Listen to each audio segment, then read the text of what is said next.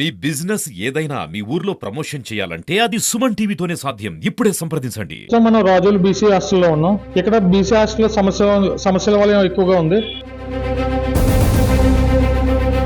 కొంతమంది స్టాఫ్ వాళ్ళు కొద్దిగా అమౌంట్ వేసుకుని మధ్యగానే పెట్టవలసి వస్తుంది. ఇక్కడ ఉన్న వార్డెన్ కూడా వీళ్ళని అసలు పట్టించుకోవడం కానీ ఏం చేయట్లేదు.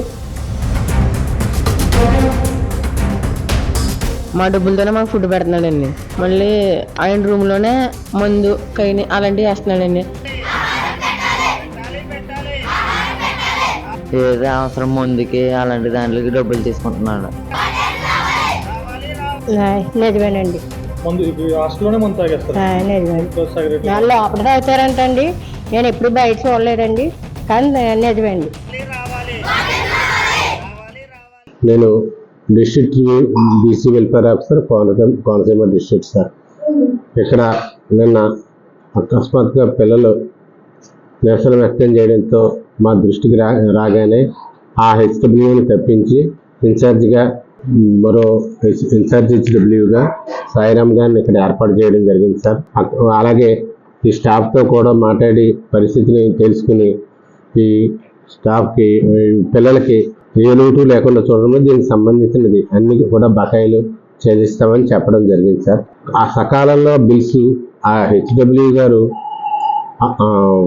మా లాగిన్కి పంపించకపోవడం వల్ల జనరేట్ చేయడం జరగలేదు.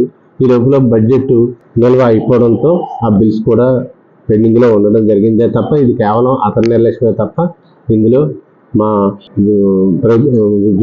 ప్రభుత్వ పరంగా ఉన్న పొరపాటు లేదండి.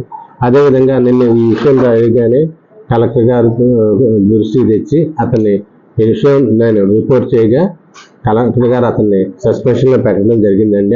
అరగేల పాండురంగాని దానికి సంబంధించిన ఉత్తర్వులు కూడా ఈరోజు నేను తీసుకోవడం జరిగింది. స్వయంగా సారే సంతకం పెట్టాను దాని మీద.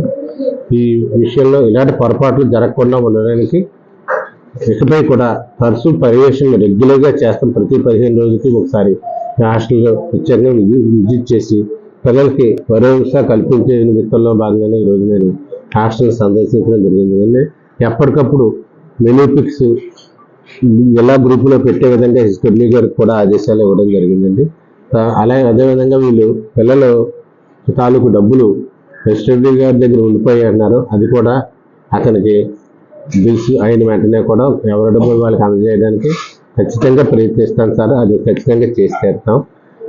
ఈ రకమైన పొరపాట్లు జిల్లాలో ఎక్కడా కూడా ఉత్పన్నం కాకుండా కట్టుదిట్టమైన చర్యలు తీసుకుంటానని నేను తెలియజేస్తున్నాను సార్.